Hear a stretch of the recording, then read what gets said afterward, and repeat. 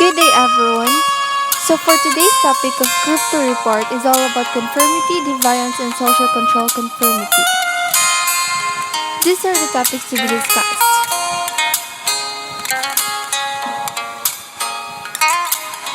Hi guys, so this is Samantha Samar Banyas, the speaker. So I'm going to discuss here about conformity, which is a very powerful phenomenon in human behavior and sociology. So in this lesson, we're going to discuss here about conformity. So conformity is a type of social influence involving a change in belief or behaviors in order to fit in with a group. So simply, it is the act of matching attitudes, beliefs, and behaviors to group norms, politics, or being like-minded.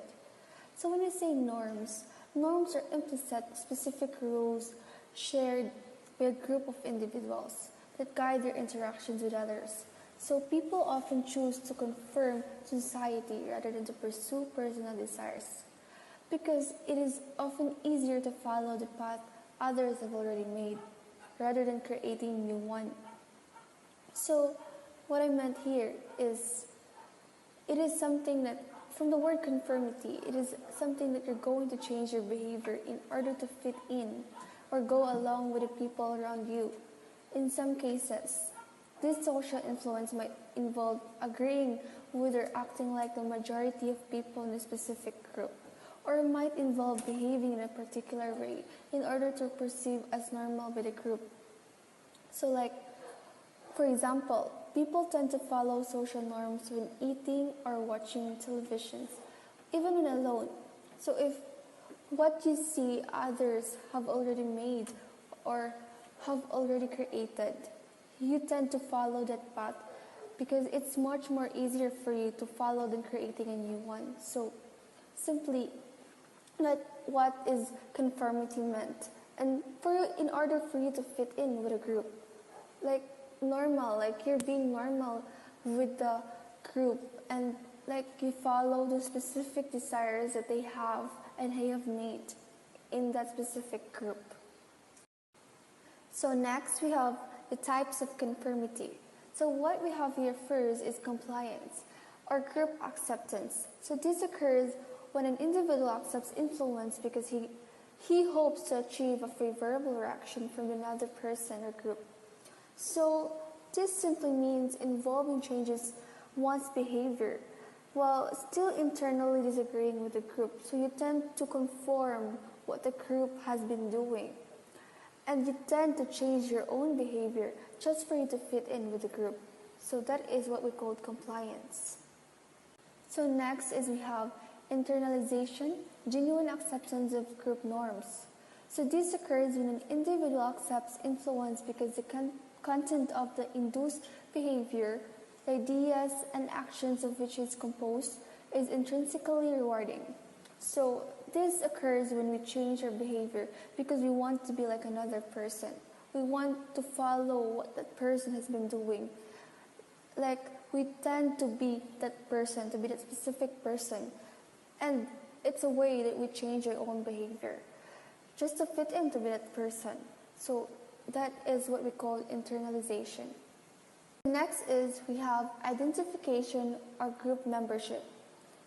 So this occurs when an individual accepts influence because he wants to establish or maintain a satisfying self-defining relationship to another person or group.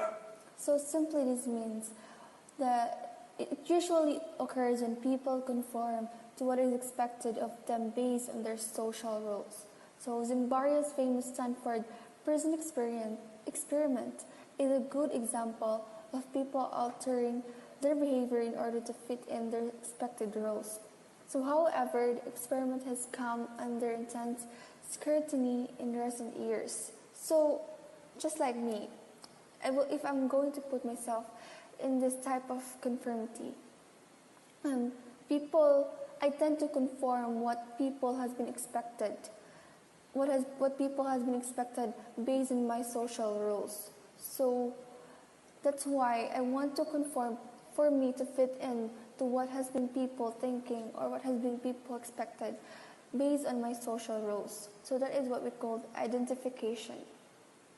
And a little add-on, I also have here normative conformity. So this involves changing one's behavior in order to fit in with a group. So simply, it is also defining the conformity itself, that which you tend to change your own behavior for you to fit in with a group. And lastly, we have informational conformity.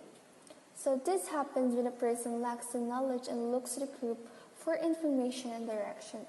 So in this type of conformity, we tend to look further knowledge for us to have an information, for us to have an idea to the specific content, and for us to have a greater direction. So in which this is what we call informational conformity.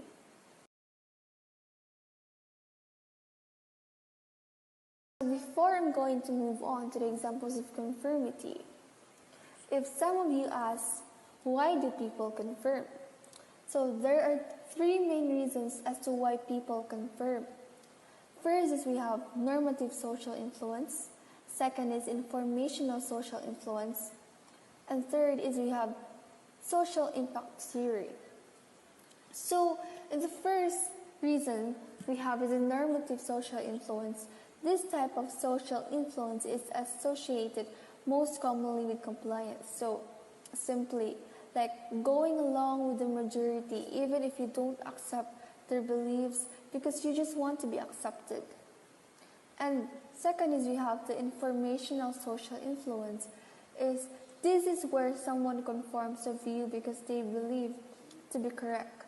This is associated with internalization. And lastly, we have the social impact theory.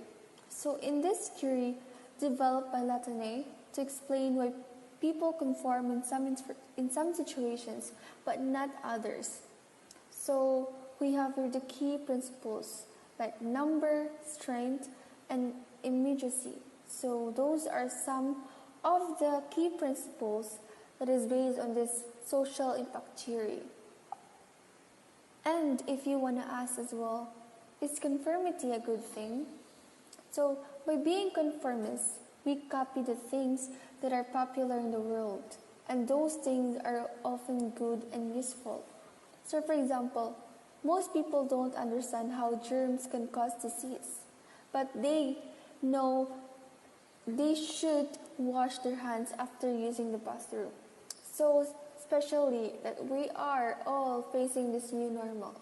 In the middle of this pandemic, we also have to know and be aware of the specific things. So maybe it could be a good thing that we could conform and we could copy those specific or popular things in the world. And if you want to ask as well, why is conformity bad? So conformity creates a change in behavior so that people in the group behave in the same way. And as much as this is a good thing, and it's also bad, there are so many people in this world that do not feel like others, yet they are, in a way, obliged to follow society's norm. So for me, and just a little reminder, you don't have to conform or to change your specific behavior just for you to fit in the group. Be yourself, be authentic enough. I mean, it depends on the specific situation that you are handling in. So, as much as possible, you conform the good things beyond the bad things. So, that's why we ourselves, we are unique. So, we don't have to be that certain person to copy that certain person. So, be who you are. Be authentic. And beyond what I'm saying is that conformity in other words, might be dangerous because it doesn't let you see past the simplicity of like the simplicity of who you are, because how comfortable you feel and what you know. So therefore you fall into the traps prepared for you by the illusion of well-being in which you choose to live. So there's no way and there's no such thing for you to change your own behavior just for you to fit in the group. And yet, you yourself, you must be authentic enough. And next we have here the examples of conformity. So first we have is going to a party or social gathering. Ooh, I know every one of you likes to go to party. Just kidding. So because you're expected to go even though you're not up for it. So in this situation, you really don't need to go to that specific party or social gathering if you don't like to. But you tend to have conformance. That's why you're expected. And this is also a peer pressure or a yielding peer groups, which another way that if you are invited to your friend or somewhat like you're connected to, so that's why you're expected to go to this party or you're even though you're not up for it. Okay, we have here the next example is getting a tattoo. Speaking of tattoo, I know a lot of teenagers nowadays wants to have tattoo and even piercing as well because it's what everyone is doing. But you know that tattoo is also called as rebellious. In other words, getting tattoo is no longer a sign of rebellion, but rather a sign of conformity. So we see as getting a tattoo as an example of conformity because so many people are seeking to strike out against this thing just to have one. And getting a tattoo is no longer rebellious. And this is also a peer pressure or a yielding peer groups, which another way that if you are invited to your friend or somewhat like you're connected to, so that's why you're expected to go to this party or you're even though you're not up for it. Okay, we have here the next example is getting a tattoo. Speaking of tattoo, I know a lot of teenagers nowadays wants to have tattoo and even piercing as well because it's what everyone is doing. But you know that tattoo is also called as rebellious. In other words, getting tattoo is no longer a sign of rebellion, but rather a sign of conformity. So we see as getting a tattoo as an example of conformity because so many people are seeking to strike out against this thing just to have one. And getting a tattoo is no longer rebellious, but in a way it is called conformity. And the last example we have is going to college and getting a degree, when what you really want to do is enjoy the freedom of becoming an online entrepreneur. So it's a majority that a lot and all of the people going to college and after that getting a degree, a diploma and such. And it's also a thing where your parents, your relatives, your friends expected you to do so and to have one in the future. And in this type of conformity is an example of identification because it occurs what expected of you based on your social roles. So even though you don't like that thing, even though what you really want to do is enjoy the freedom of becoming an online entrepreneur, and it's a thing that you're expected to have. That's why you tend to go to college and get a degree, a diploma and such, even though that's not the thing you really want to do, but just for you to fit into the social group. And those are the examples of conformity. So guys, remember, from the word conformity, it is the most general concept and refers to any change in behavior caused by another person or group, just for you to fit into that specific group. And in other words, you really don't have to change your own behavior just for you to be accepted to that specific group.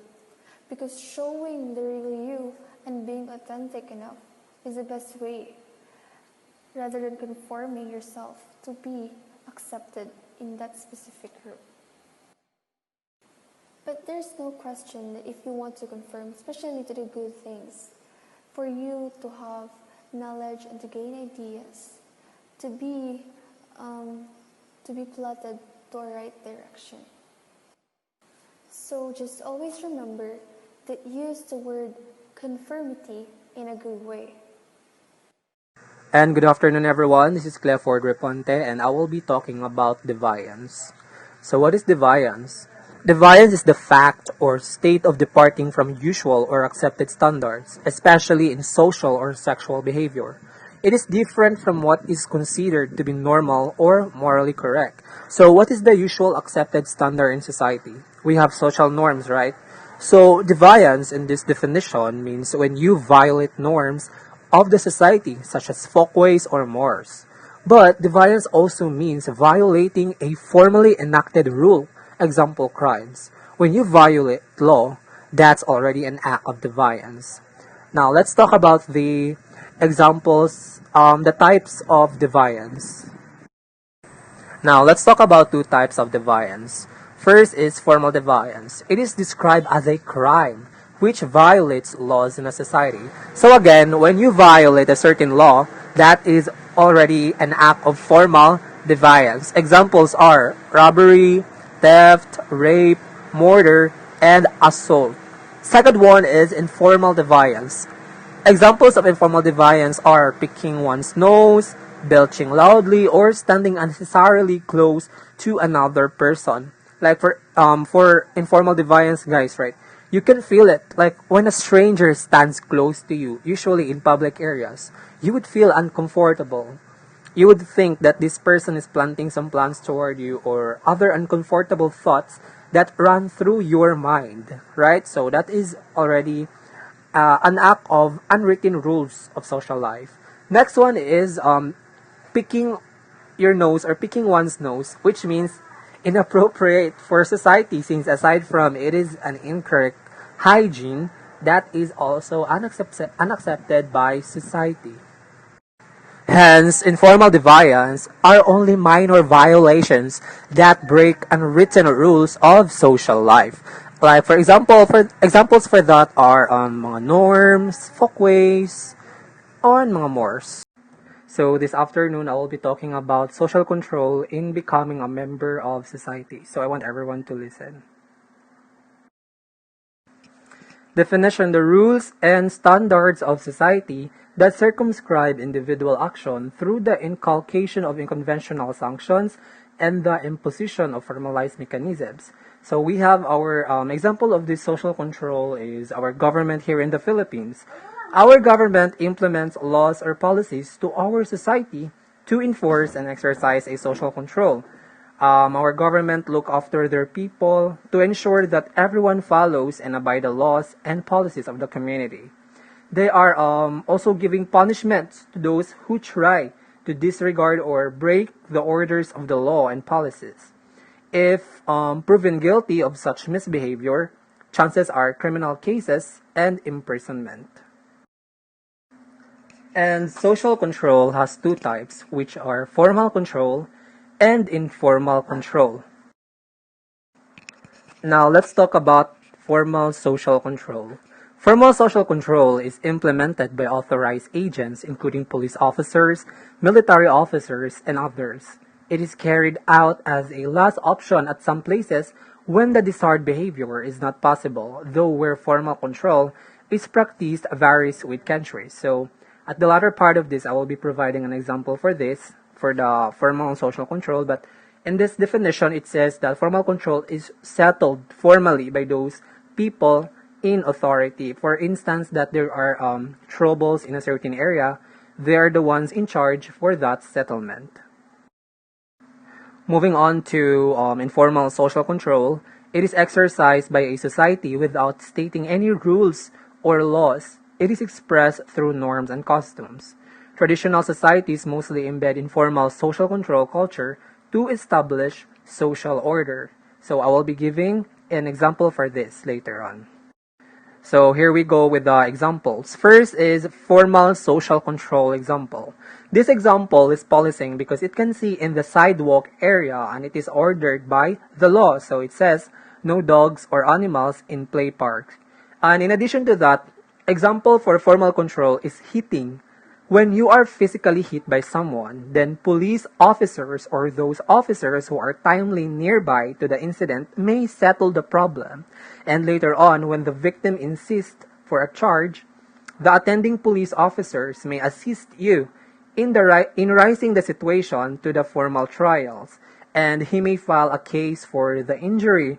Particularly for the injury, it is in Article 263, which states serious physical injury. So that is how a formal social control is taken control by the officers or those people in authority. An example for the informal social control, this example is community pressure, like Raleigh, that has a problem in community that belongs to the government.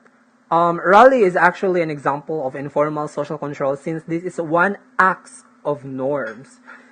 There is a rally when the society or citizens try to raise their unheard voices or our claims. For instance, those people who rally in UP Cebu before because they disagree about the implementation of anti-terror law as this could result into abuse of power to the law enforcer. So that's what they were saying.